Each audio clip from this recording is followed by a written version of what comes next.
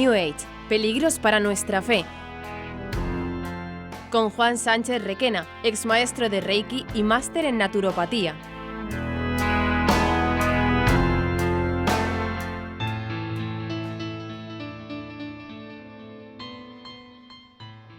Hola amigos, bendecido día nos ha regalado el Señor.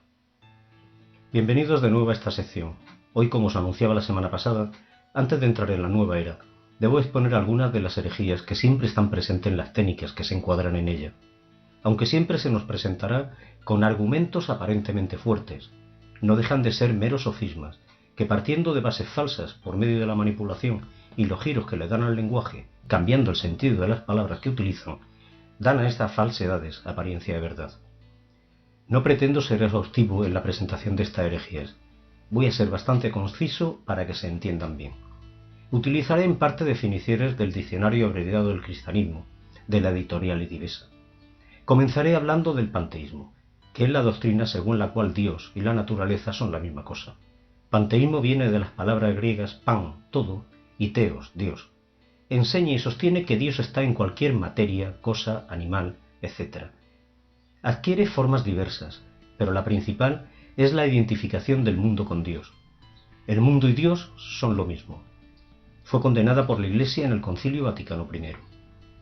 En la nueva era, a poco que nos sumerjamos en sus filosofías, vemos que sostienen que todo es Dios. El hombre es parte de Dios. Dios y el mundo son, en última instancia, idénticos.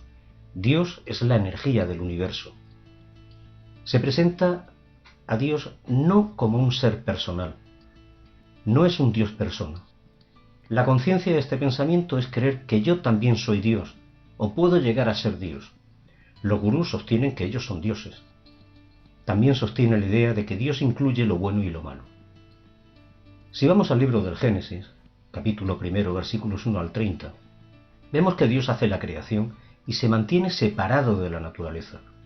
Incluso el hombre es su criatura, distinta totalmente de Dios. El pelagianismo es una serie de herejías que surgieron en el siglo V.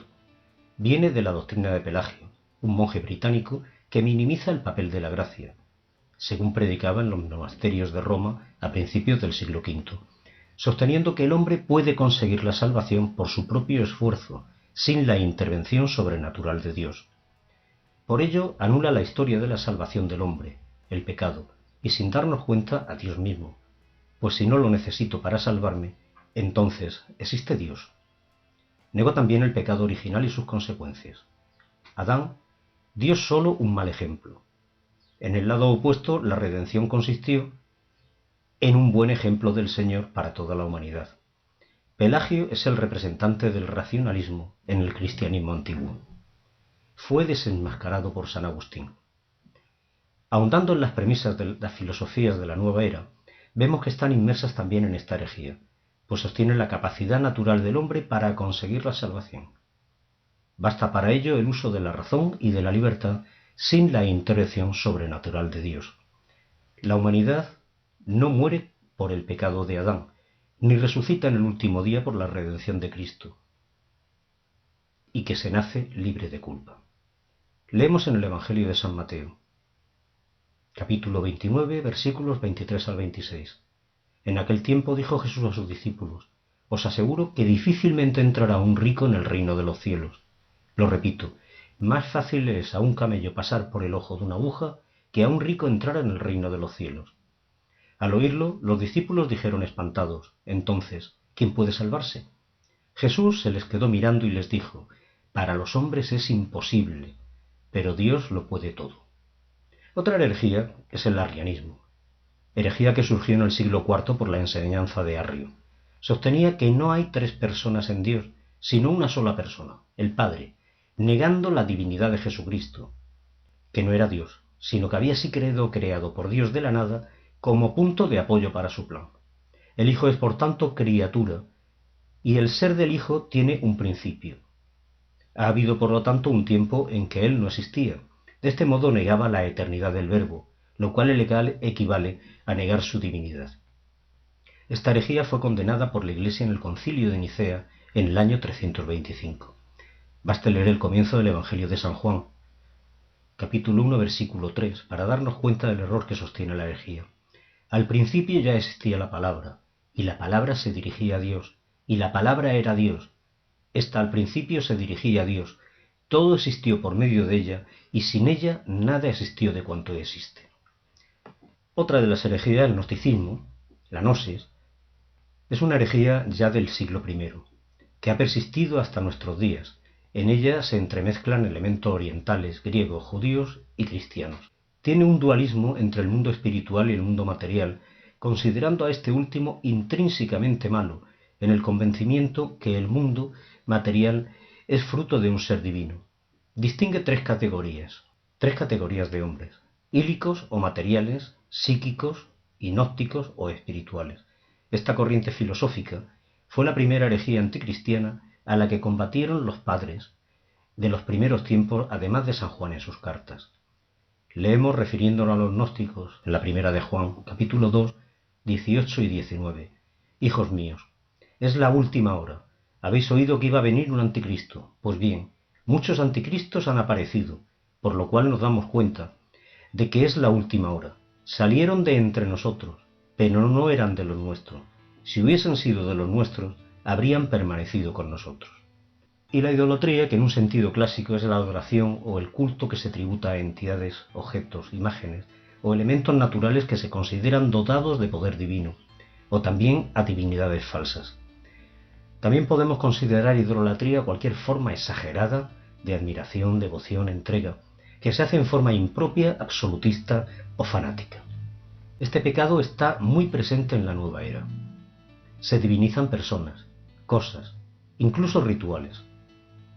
Caemos muchas veces por las prioridades que le damos al dinero, a las cosas que poseemos, al placer y otras tantas cosas que anteponemos a lo verdaderamente importante, que es poner el corazón en el Señor. Leamos en el libro del Éxodo, capítulo 20, versículos 3 al 7. No tendrás otros dioses delante de mí. No te harás ídolo ni semejanza alguna de lo que está arriba en el cielo ni abajo en la tierra, ni en las aguas debajo de la tierra. No los adorarás ni los servirás, porque yo, el Señor tu Dios, soy Dios celoso, que castiga la iniquidad de los padres sobre los hijos hasta la tercera y cuarta generación de los que me aborrecen, y muestro misericordia a millares, a los que me aman y guardan mis mandamientos. No tomarás el nombre del Señor tu Dios en vano, porque el Señor no tendrá por inocente al que tome su nombre en vano. El Catecismo de la Iglesia Católica dice en el número 285: desde sus comienzos, la fe cristiana se ha visto confrontada a respuestas distintas de las suyas sobre la cuestión de los orígenes. Así, en las religiones y culturas antiguas encontramos numerosos mitos referentes a los orígenes. Algunos filósofos han dicho que todo es Dios, que el mundo es Dios, o que el devenir del mundo es el devenir de Dios. Esto es panteísmo. Otros han dicho que el mundo es una emanación necesaria de Dios, que brota de esta fuente y retorna a ella. Otros han afirmado incluso la existencia de dos principios eternos, el bien y el mal, la luz y las tinieblas, en lucha permanente, dualismo, maniqueísmo. Según algunas de estas concepciones, el mundo, al menos el mundo material, sería malo, producto de una caída, y por tanto, que se ha de rechazar y superar, gnosis. Estos admiten que el mundo ha sido hecho por Dios, pero a la manera de un relojero, que una vez hecho lo habría abandonado a él mismo, el deísmo. Otros, finalmente, no aceptan ningún origen trascendente del mundo, sino que ven en él el puro juego de una materia que ha existido siempre, materialismo. Todas estas tentativas dan testimonio de la permanencia y de la universalidad de la cuestión de los orígenes. Esta búsqueda es inherente al hombre.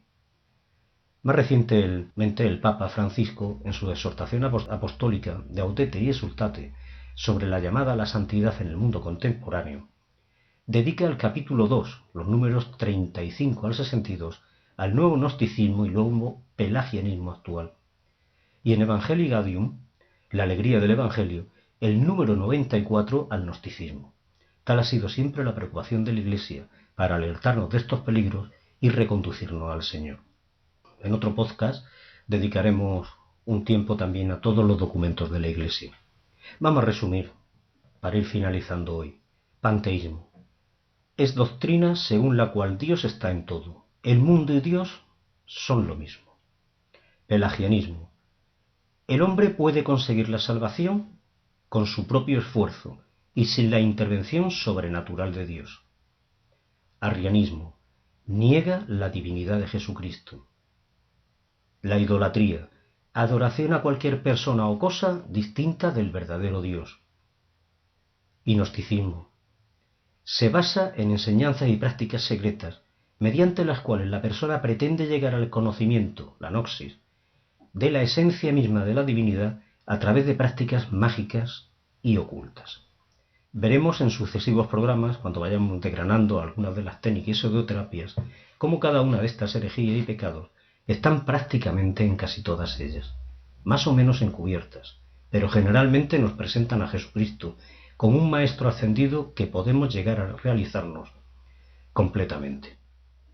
Incluso a fundirnos con Dios, solamente con nuestro propio esfuerzo y avance en la técnica que estemos practicando. Algunas enseñan el respeto a las cosas porque forman y son parte de Dios, y al maestro que nos enseña en muchos, demasiados casos, se le considera un Dios al que se le rinde culto idrolátrico. Bueno amigos, pues hasta aquí el programa de hoy. Me despido de vosotros hasta la semana que viene, en que entraremos en algunas de las filosofías y también dedicaré un espacio a todos los documentos de la Iglesia. Gloria a Dios, que Él os bendiga y nuestra Madre os proteja. Rezad por mí.